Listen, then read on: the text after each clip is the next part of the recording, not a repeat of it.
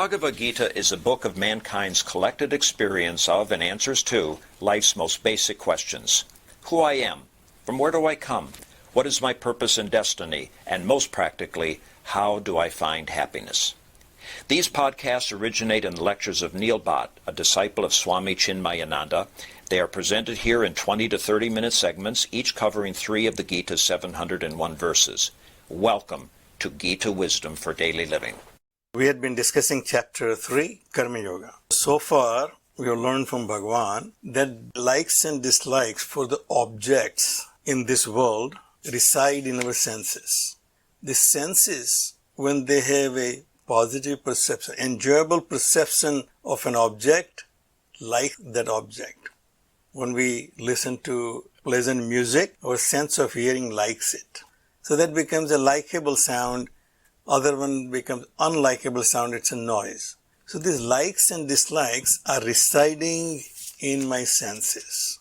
Depending on the qualities of my senses will decide which objects they like and which objects they don't like. And that's how the whole world is now divided into the world of my likes and the world of my dislikes. And Bhagavan said that don't fall under that sway. Because we learned before that there are things which are shreyas and there are things which are preyas. It may feel good, but it may not be good for me. Some sense perceptions may feel good, but they may not be good for me. Like the sense of touch when I'm scratching. Initially when I'm scratching, it feels enjoyable. But I know in the end it's going to create more problems for me. So Bhagavan says, there are things which are shreyas in this world for you and the things which are preyas. Prayas may feel good, but may not be good in the end. Shreyas may not feel good in the beginning. That perception of that object may not be good, but it may turn out to be better for me. Like doing exercise. It's very difficult to motivate yourself to exercise because that's not something you want to do. It's against your body's nature. The body is inert, it doesn't want to move, well, you want to move that body. But once you do that exercise, you realize it is beneficial. The Bhagavan said, these likes and dislikes are deceiving. You may like things which are not good for you, and you may dislike things which are good for you. Therefore, don't fall under the sway of these likes and dislikes, because both are your enemies. Then we say, Sreyan Swadharmo Vigunaha Paradharma Swanustita. Working according to your nature is better, even though you may not achieve perfection in it. I like to sing, art is my nature, then I may pursue art and I may not become a perfect artist. I may never become a recording artist. But it gives me joy. Other things I may execute better because of necessity in which I have trained myself just so that I can do it. But it never gives me joy. And therefore, it will never evolve me into higher values. So Bhagavan said, Sreyan Swadharmo Vigunaha. Even I may not execute actions in my own dharma perfectly, and I may do something else better, but it is against my nature.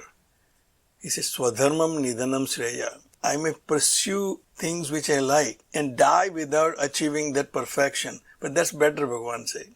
Paradharmo Bhayavaha. Other dharma is dangerous because it creates resentment in my heart. I never wanted to become an engineer. I wanted to be an artist, but society made me become an engineer and I'm making my living. All that is good, but I never could pursue things which I like. That resentment is negative impression on your mind.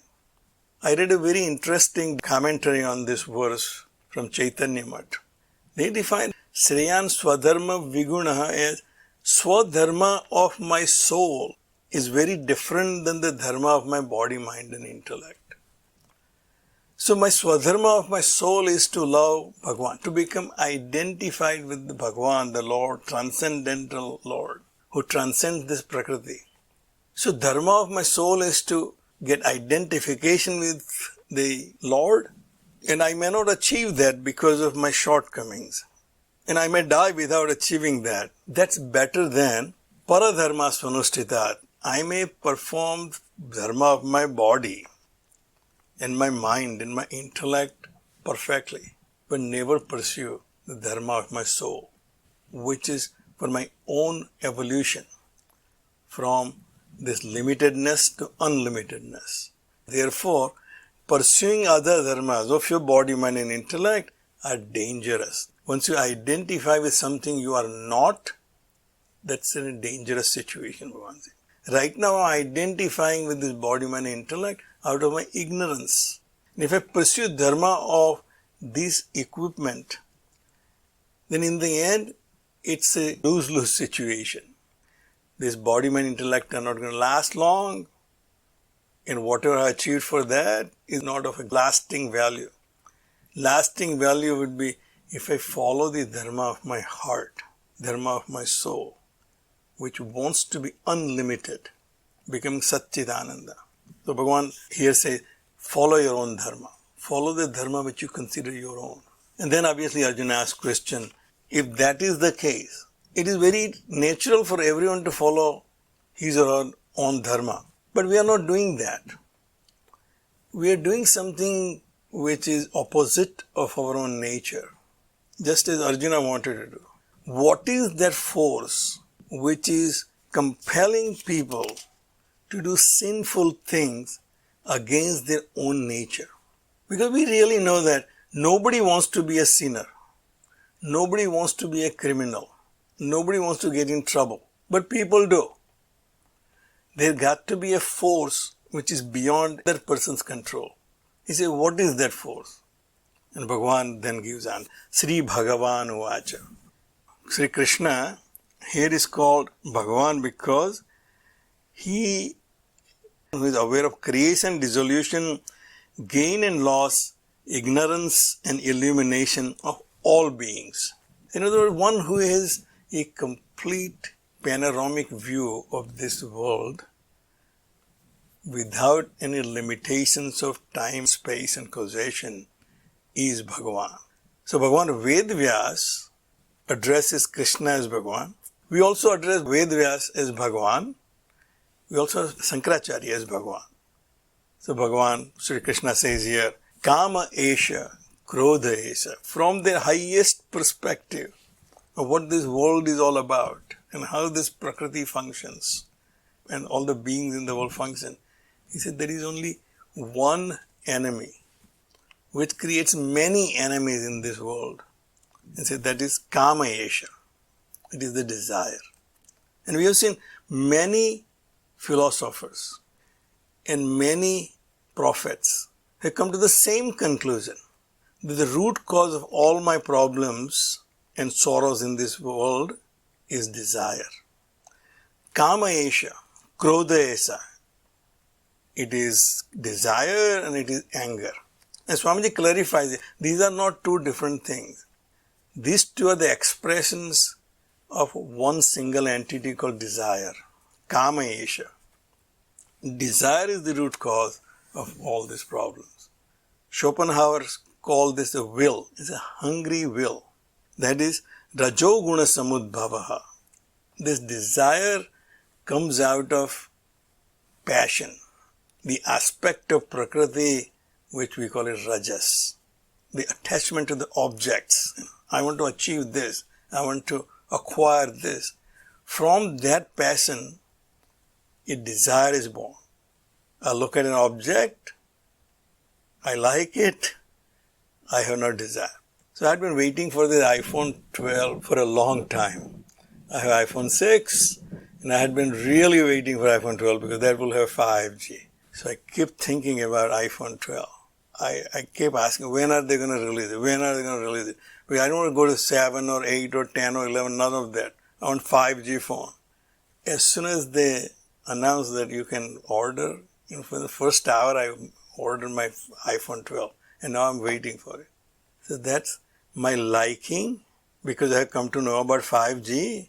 I decided that's better than 4G. Well, I need to have that. That perception that having this object will give me happiness creates the desire. If this desire is obstructed, then I cannot get it, then it will create anger. This is their Rajoguna Samudbhavaha. They are out of this passion for things and objects in this world. Maha Ashanaha, Maha Papma. insatiable. Mahasana, it's like a fire. No matter how much ghee you pour in it, it will never be satisfied. In fact, more ghee you put in a fire, larger the fire will become. So Bhagavan said the desire is like that. Everyone has come to the same conclusion, all philosophers. Desires cannot be satisfied. By satisfying desire, you do not end desire. You actually create new desire. And therefore it is mahapapma. Therefore it is very sinful. It creates more negative impressions. I get success in one thing, it creates a desire for me to get more success. And at some point of time, that desire will not be satisfied. There will be obstructions on my path. We are doing very well in whatever business we are in, and suddenly coronavirus comes and upsets everything. The normal way of doing business is gone. I have trained myself to do this way of doing business for the last 20 years. And I thought I'm set now. This model will work for the rest of my working career. Well, it's not working anymore because I did not anticipate coronavirus or this kind of pandemic. And that creates anger and anxiety in people. So Bhagavan said the mahapapma. These desires are very sinful. Viddhi enam iha vairinam. Know that is your enemy. And then Bhagavan says, Dhumena avriyate vahnihi yatha adarshaha malena cha yatha ublena avrutah garbhaha tatha tena idam avrutam. These desires are of various kinds. Some desires are easy to dispel once you figure it out. So there are three analogies given. Dhumena avriyate vahnihi, just as the smoke covered fire. But that is relatively easy to get rid of. Yatha darsha malenacha, just the dirt covering a mirror, or an embryo enveloped by the womb.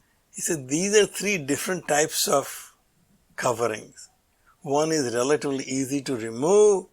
So even for a wise person there will be desires. Now these desires may be sattvic type. Sastra vasana to get knowledge. But these are desires, but they are of sattvic type. In other words, they can be satisfied. If they are not satisfied, I can live without them. In other words, they are easy to deal with. Then other way, dirt. It requires a little more effort to get the dirt of the mirror than getting the smoke out of the fire. As we have seen, everything is classified in sattvic, rajasic, tamasic. These coverings are also sattvic, rajasic and tamasic. Sattvic coverings are once sublimated will take me to the next level of evolution. Swamiji used to say, obviously you have to go beyond your mind, but use your mind to go beyond your mind. Use your mind as a pole in that pole vault. You need a pole to go over that bar. Once you get to that bar, drop that pole. The same way, the sattvic desires can take me to where I want to go, but at that point I have to drop that sattvic desire also. So even the brahmacharis keep a little choti when they shave their head. Shaving head indicates that he is getting rid of all the other desires in this world. But he keeps a choti. Choti is for sastra vasana. You want to learn the sastras. When the sastras are learned and become a sannyasi, you get rid of the choti also. Bhagavan says, Dhumena avriyate vahni yatha darsa malaina cha yatha ublena avruta garbha tatha tenam avrutam idam. By that, this is covered. So what is that and this? Bhagavan then explains in the next verse. Bhagavan says, Avrutam gnanam etena gnanino nitya vairina kama rupena kunteya duspurena analena cha. Avrutam gnanam etena gnanino nitya vairina. So this and that. So the analogy was given, this is covered by that. That this is the knowledge. The knowledge about my own self. As we have been discussing in Vedanta, that I always have this knowledge about my own self. I always know that I exist. But what is that I have difficulty identifying, I have difficulty defining. That difficulty is because of the veiling. The veiling is because of my ignorance. This ignorance creates desire, which creates agitations, vikshepa. So this ignorance is creating wailing over my own self, and it's now creating agitations in the form of desires. These desires are now telling me that the world of objects which I see outside, that is where my happiness lies. Avrutam gnanam etena. Etena, this by this ignorance about the self. By this desire. Gnanino nitya vairina. For a wise person, he knows that this wailing, this desire is always my enemy. Desire will never be my friend. But for others, desire is very enjoyable. Desire is necessary. This is what we talk about all the time. Well, it's not possible. How can I live life without any desire, without any motivation? If I become detached from everything, how can I live my life? So Bhagavan puts us in a category of unwise people. Bhagavan Shankaracharya translates as foolish people. For foolish people, these desires are not enemies. They are their friends. This hankering, as long as it lasts, it's enjoyable. I want to accomplish this, I want to get this. This my hankering for iPhone 12 I was anxious, but it's enjoyable. I'm looking forward to get my iPhone 12. So I, as a foolish person, thinks that getting iPhone 12 will make me happy. Bhagavan said a wise person knows that even though this desire for getting something out of this world seems enjoyable, it is nothing but cause for the pain in a long run. So when you have to pay the bill for the iPhone 12, which is over $1,000, then all the attachment you have to buy, and then all the contracts you have, well, eventually that creates nothing but anxiety and pain only. This is for the gnani only, this is nitya vairina. It's always an enemy for a gnani because gnani is very aware of the nature of the desire. Desire is never your friend.